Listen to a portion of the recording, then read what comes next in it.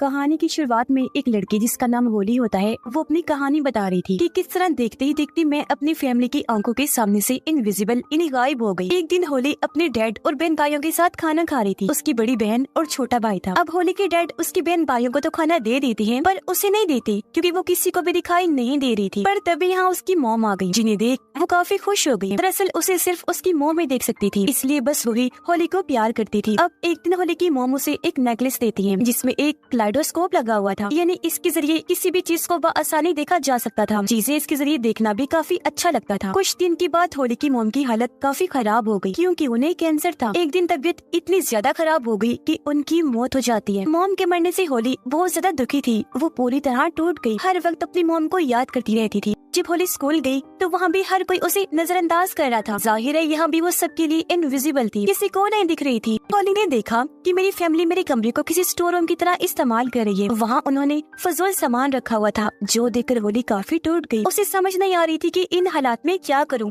होली का भाई दरअसल बेसमेंट में रहने लगा। उसे वीडियो आर्ट का काफी शौक था, जिसमें वो माहिर भी था। इसका ही पूरा सेटअप उसने वहाँ कर रखा था। होली की बहन ने भी शादी कर ली थी, जो अपने हस्बैंड के साथ हंसी खुशी रह रही थी। गरीब बात उसकी डैड की, वो अभी भी एक इंश्योरेंस कंपनी में जॉब किया करती थी। अब ये सारी फैमिली आज भी साथ ही रह रही थी, जिन्हें देखकर हालांकि होली खुश तो होती है, लेकिन इस बात से भी वो उदास थी कि इन लोगों में मैं नहीं हूँ। अब ऐसे ही घूमते भागते हुए एक दिन उसे एक बिल्डिंग में घर मिल जाता है, जहाँ वो रहना शुरू कर देती है। अब वो अपने इनविजिबल होने का फायदा उठाकर जासूस का काम करने लगी, जिससे कि सेलिब्रिटी और एक्ट्रेस वगैरह अगर किसी के साथ ताल्लुक में होते तो ये उनकी तस्वीर बनाकर एक न्यूज रिपोर्टर को सेंड कर दिया करती थी, जिसके बाद वो होली को पैसे भिजवा दिया करता था। इनविजिबल होने की वजह से होली जहाँ चाहे जा सकती थी। शर्म, किसी को देखकर हिचकिचाना, कपड़े उसके लिए कोई मायने नहीं रखती थी। जाहिर है कोई उसे इस हालत में देख नहीं सकता था, तो इसलिए वो इस बात की परवाह नहीं करती थी। अब हमेशा की तरह एक दिन जब वो एक सेलिब्रिटी का पीछा कर रही थी उसके खिलाफ सबूत इकट्ठा करने के लिए, तो तभी एक बाउंसर जिसका नाम शेन होता है वो होली से टकरा जाता है। इसलिए उसने होली को पकड़ लिया। ये देखकर वो काफी हैरान रह गई क्योंकि उसकी मॉम के बाद ये दूसरा इंसान था जो होली को देख सकता था। इसीलिए शेन को लेकर होली के दिमाग में कई सारे सवाल थे, लेकिन वो किसी भी सवाल का जवाब दिए बगैर नजरअंदाज करके वहाँ से चला जाता है। वो घर आकर जब लेटी तो उसे याद आया कि मैंने बाउंसर शेन को कहीं देखा है। इसलिए वो फौरन अपने पास रखे एल्बम्स को चेक करने लगती है। उसे पता चला कि शेन धोखा देने वाले सेलिब्रिटीज में से एक है, जिसकी तस्वीर बनाकर उसने रिपोर्टर को सेंड की थी। इसलिए अब होली शेन के बारे में इंटरनेट पर सर्च करने लगती है, जहाँ उसे पता चला कि शेन काफी वक्त पहले पूरी दुनिया की फाइट का चैंपियन हुआ करता था, जिसका ताल्लुक एक मॉडल से था। दोनों एक दूसरे को पसंद करते थे, लेकिन होली की जासूसी की वजह से शेन का ये चक्कर सबके सामने आ गया। जो तस्वीर होली ने बनाई थी उसमें शेन मॉडल के काफी करीब था। इस वजह से शेन के सभी फैंस उसके खिलाफ हो गए। इस टेंशन की वजह से शेन ने जब अगली वर्ल्ड चैंपियन की लड़ाई की तो वो हार गया, जिस वजह से उसका कैरियर तबाह हो गया। अब जब होली को पता चला कि मेरी वजह से शेन की जिंदगी बर्बाद हुई तो वो काफी दुखी हो जाती है। वो एल्बम लेकर फौरन शेन के पास गई, इस सब के बारे में बताती है, माफी मांगने लगी कि तुम्हारे कैरियर डूबने की जिम्मेदार मैं हूँ। तब शेन उस पर गुस्सा करता है और यहाँ से चले जाने को कहता है। होली कहती है, मैं तुमसे वादा करती हूँ कि तुम्हारी खोई हुई इज्जत और शोहरत वापस ला कर रहूंगी। शेन को उसकी बातों पर यकीन नहीं होता, इसलिए वो यहाँ से जाने लगा। होली उसे मनाने लगती है कि प्लीज मुझे एक मौका दो ताकि मैं अपनी काबिलियत को साबित कर सकूं। पर वो उसे नजरअंदाज करके अपने मैनेजर के पास आ गया और आने वाली फाइट के बारे में बात करने लगता है। होली भी उसके पीछे पीछे अंदर आ गई थी, जो अब मैनेजर के साथ में बैठकर उसकी मैसेजेस पढ़ने लगती है। ये देखकर शेन को काफी हैरत हुई। उसे समझ नहीं आती कि आखिर वो मेरे मैनेजर को नजर क्यों नहीं आ रही और मेरे साथ ये सब क्या हो रहा है, वो मुझे ही नजर क्यों आ रही है। अब मैनेजर मोबाइल पर देखकर उसे फाइट के बाद मिलने वाले पैसों के बारे में बताता है, जो देखकर फौरन होली बोल पड़ी। वो शेन को बताती है कि मैनेजर झूठ बोल रहा है, ये फाइट के बाद मिलने वाले पैसे तुम्हें कम बता रहा है, जो कहकर वो शेन को असली रकम बताती है। मैनेजर की हरकत के बारे में शेन उसे बता भी देता है। इस पर मैनेजर को हैरत भी हुई और शर्मिंदगी भी, तो उसे मजबूरन ये डील करनी पड़ती है।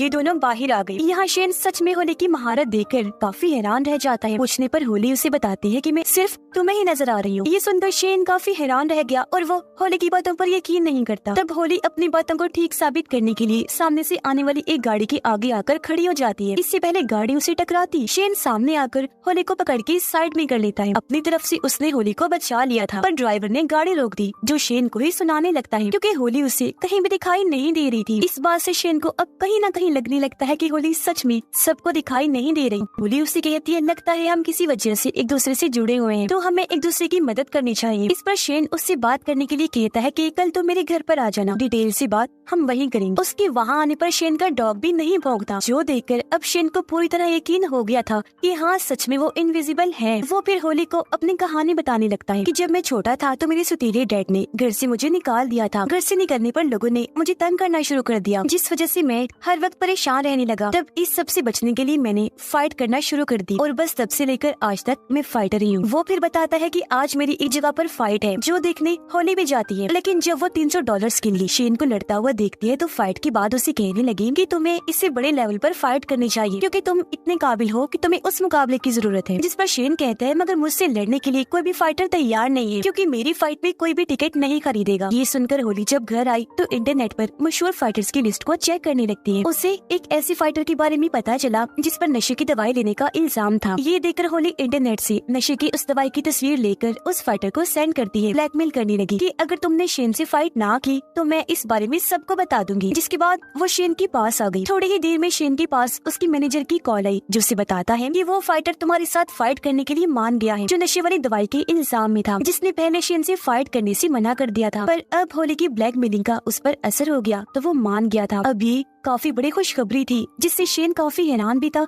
साथ ही खुश भी। और अब कुछ दिन के बाद होने वाली शेन की इस फाइट का चर्चा हर जगह होने लगता है, जिस वजह से वो भी काफी जोश और दम से फाइट की तैयारी करने लगता है। और अब आखिरकार वो दिन आ ही गया जब इनकी फाइट थी। रिंग में आकर दोनों लड़ने लगे, बुरी तरह एक दूसरे को पीट रही थी। होली भी ये फाइट पास से देखना चाहती थी, लेकिन उसे भीड़ भाड़ में जाना पसंद नहीं था, इसीलिए वो शेन के घर बैठकर ही फाइट देख रही थी। फिर आखिरकार शेन इस फाइट को जीतकर सबको हैरान कर देता है। जीतने के बाद जब वो घर आया तो होली से मिलकर काफी खुश हो जाता है। ये दोनों अब जब खाना खा रही थी तो शेन होली से उसकी वजूद के बारे में पूछता है कि आखिर इनविजिबल होने की वजह क्या है, तुम क्यों किसी को नहीं दिखती। जिस पर होली उसे बुरा भला कहने लगी क्योंकि उसे लग रहा था कि शेन मेरी बेइज्जती कर रहा है। पर शेन उसे गले से लगाता है, कहने लगा कि देखो मैंने ये साबित कर दिया है कि मैं तुम्हारा मजाक नहीं उड़ा रहा। ये दोनों गले से लगे ही हुए थे कि तभी एक कैमरामैन आकर इनकी तस्वीर बना लेता है क्योंकि शेन के साथ वहाँ होली का बस शैडो साया ही नजर आ रहा था। ये देख शेन जल्दी से भागा ताकि उसे पकड़ सके, लेकिन कैमरामैन वहाँ से भाग चुका था। पर इससे शेन को परेशानी नहीं हुई क्योंकि उसे तो ये लग रहा था कि होली तस्वीर में नहीं आई होगी। लेकिन अगले दिन होली जब खुद को एल्बम में देखती है तो काफी खुश हो गई क्योंकि वहाँ उसका शैडो था जिसके गले शेन लगा हुआ था। ये देखकर होली काफी खुश हो गई कि चलो कम से कम मेरा शैडो तो कहीं पर आया। जबकि शेन अपनी अगली फाइट के लिए एक कॉन्फ्रेंस में आया हुआ था। यहाँ सारे लोग उससे ये सवाल कर रहे थे कि वो शैडो वाली लड़की कौन है जो तुम्हारे साथ तस्वीर में थी। उनकी बातों को नजरअंदाज करके शेन उठा वहाँ से चला जाता है। अब होली एक और बाउंसर का पीछा करते हुए उसकी गाड़ी में आ गई। वो उसके सामने ही थी पर दिख नहीं रही थी। वो बाउंसर को तस्वीर सेंड करके ब्लैकमेल करती है कि तुम शेन से फाइट करो वरना तुमने जिस लड़की के साथ कल रात गुजारी है उसके बारे में मैं सबको बता दूंगी और हाँ तुम्हें ये फाइट हारनी होगी। ये देखकर बाउंसर को गुस्सा नहीं आया बल्कि वो हंसने लगा, इस शर्त के लिए मान जाता है। रात को होली जब शेन के साथ थी तो तभी यहाँ उसकी दोस्त इन्हीं मॉडल की कॉल आई जिसके साथ ही शेन की बदनामी हुई थी। वो उसकी आने वाली फाइट के लिए हौसला अफजाई करती है, साथ ही पिछले फाइट जीतने पर मुबारकबाद भी देती है। अब जब होली को ये पता चला कि शेन की दोस्त मॉडल फिर से उसकी जिंदगी में आ रही है तो होली काफी उदास हो गई क्योंकि कहीं न कहीं वो शेन को पसंद करने लगी थी। जिसके बाद फाइट का दिन आ गया जहाँ शेन आसानी से बाउंसर को हरा देता है। और अब होली शेन की फाइट की अफवाह एक काफी बड़े फाइटर के साथ उड़ाती है। उस फाइटर का नाम अटीला था। ये खबर मिलते ही अटीला का मैनेजर उसे इस बारे में बताता है, जिस पर अटीला शेन के साथ लड़ने से साफ साफ मना कर देता है। मौका पाकर होली अटीला के घर घुस गई थी। वो हर जगह उसे ब्लैकमेल करने के लिए कोई क्लू ढूंढने लगती है, लेकिन उसे वहाँ ऐसा कुछ भी नहीं मिलता। अब होली को अपने घर वालों की याद आ रही थी तो उन्हें देखने वो अपने घर गई। उसे पता चला कि मेरी बहन माँ बनने वाली है, लेकिन किसी वजह से वो ये बात अपने हस्बैंड को बताना नहीं चाहती। अब होली जब शेन से मिलने बार में गई तो वहाँ उसे मॉडल के साथ बैठा हुआ पाती है। ये देखकर वो काफी दुखी हो गई, यहाँ से जाने लगती है। तब उसके पीछे पीछे शेन भी आया, कहता है देखो होली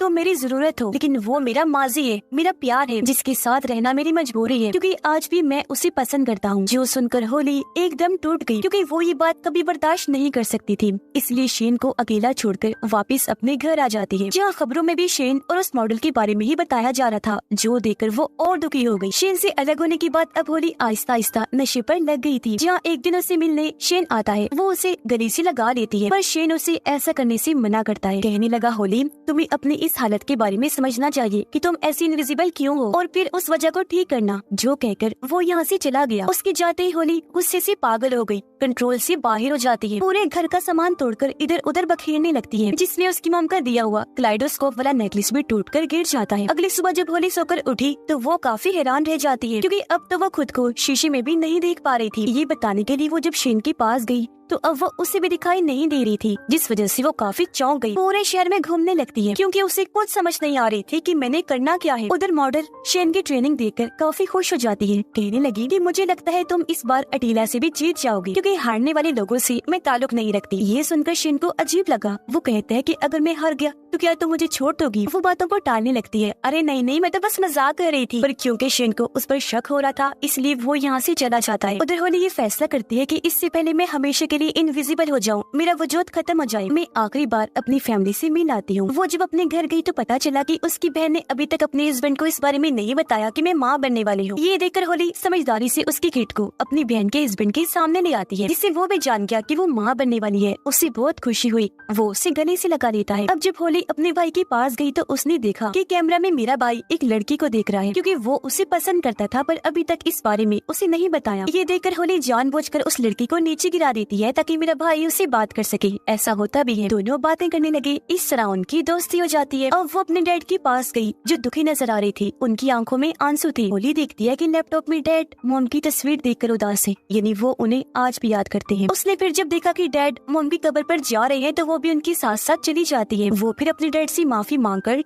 शेन की फाइट देखने के लिए निकल जाती है, जबकि शेन फाइट में अटीला से काफी मार खाता है। ये देखकर होली को बुरा लगा, इसलिए वो शेन की हौसला अफजाई करने के लिए रिंग में ही चली जाती है। वो शेन के हाथ पर अपना हाथ रखकर कहती है कि तुम घबराओ नहीं, मैं तुम्हारे लिए यहाँ पर मौजूद हूँ। अब पहले पहले तो होली शेन को नजर नहीं आती, लेकिन कुछ ही देर में वो शेन के साथ साथ सबको दिखने लगती है। पर इस बात से वो खुद अनजान थी, जल्दी से रिंग से बाहर आ जाती है ताकि वहाँ से शेन को सपोर्ट कर सके। तभी गार्ड उसके पास आ गया और क्योंकि वो बिना टिकट के अंदर आई थी, इसलिए वो उसका बाजू पकड़ लेता है ताकि उसे बाहर निकाल सके। ये देखकर होली काफी चौंक गई कि ये मुझे देख पा रहा है, इसलिए मुझे हाथ भी लगाया। और अब शेन कुछ ही पॉइंट्स के कम होने की वजह से अटीला से फाइट हार जाता है। मैच खत्म होने के बाद मॉडल उसके पास आकर शेन को हमदर्दी दिखाती है, पर वो उसे कोई बात किए बगैर वहाँ से चला गया, क्योंकि अब वो होली को पसंद करने लगा था। इसलिए वो भागकर होली के पास गया, जहाँ गार्ड उसे निकाल रहे थे। शेन उनसे कहता है कि रुक जाओ, ये मेरे साथ है, और अब वो होली को गले से लगा लेता है। दोनों फिर से गले से लग गए। इसके कुछ दिनों के बाद होली अपने डैड के सामने गई, जहाँ वो अचानक उसे देखकर हैरान तो थे,